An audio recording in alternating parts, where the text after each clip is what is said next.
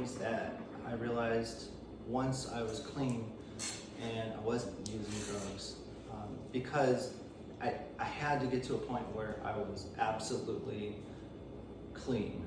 I had no more drugs in my system. Was that my living skills were reduced to animal level, which means that the only thing that I had in mind when I woke up in the morning was, how am I going to get more drugs? And my spirit was broken, you know? The capacity to feel human was lost, and it seems extreme, but this is the way it was when I was using, and I felt like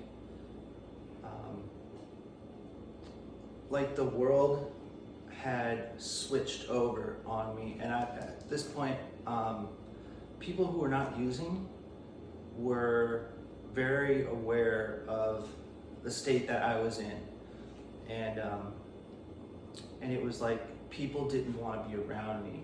And I always thought that people were just against me when I was using, but really they were just trying to protect themselves. I don't know if you've ever been driving down the street and you've noticed all of these people just sitting at the bus stop, and they look like Skeletors. You know, like I call them the Methadonians, because they were all on methadone of some sort, or they were on some sort of like heroin or pills. It's like all they care about is getting their next fix. And if you left anything worth value out and you weren't like watching it, they would steal it from you, because they would go to their dealer and they would trade for whatever it was that they did. And that's animal instinct. And another thing is that it's really unmanageable. You know, like when somebody says, how is your life unmanageable? Well, when you take something that you worked hard for, like your tools, and you go and trade them in at the dope man's house for dope, I wouldn't say that's very manageable. I'd say that's unmanageable. Or when you can't seem to get up and go to work because you've been using all night long, and you finally do get to work and it's an hour late and you just feel like shit, that's unmanageability, you know? And we always talk about the insanity. Well, the insanity is that we realize that that's fucked up, and that we wish that we could stop, but we end up doing it over and over and over again. That's the insanity. So part of the insanity was I believed in my heart and soul that if I just got that one more hit, everything would be okay, you know?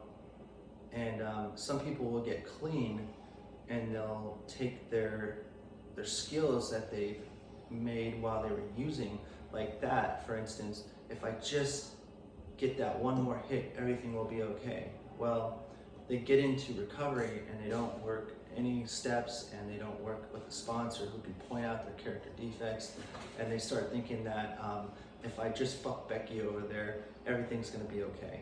Like my life is magically going to be great again.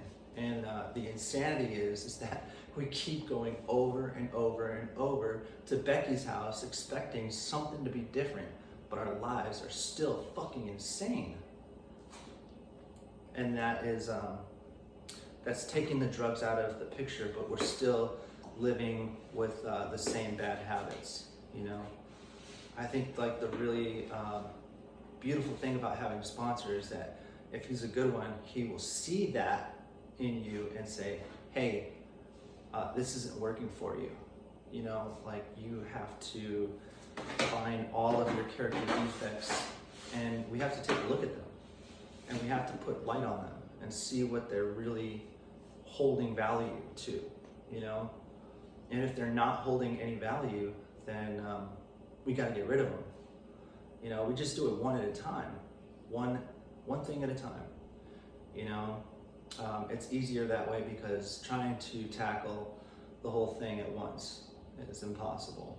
you know. And then one day, how it works is one day you look back and you realize, man, dude, I've made a lot of headway, you know, like I've changed a lot, which is crazy to think that I was at this animal instinct place in my life, and the level of living was animal instinct.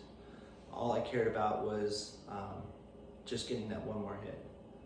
And family and our loved ones, our kids, our wives, the people that we love the most always came to the wayside, which is sad, but it's true. You know, if it was more important to make them happy, we would have quit a long time ago. But the truth is that drugs and alcohol always came first. So that's why when somebody says, I have to make my recovery the most important thing over my wives, my girlfriend, my kids, because that has to come first. And that if I have my recovery, then I can have all of these other things in life that are beautiful, you know? But I have to make that the most important thing. But we have this like daily forgetter. So we forget things on a daily basis. And so that's why they call our recovery a daily reprieve, which means that I have to do this on a daily basis in order for me to remember that, hey, I'm an addict. I'm going to be an addict for the rest of my life. And in order for me to recover, I have to treat it like a disease, which means I've got to take my medicine one day at a time, you know.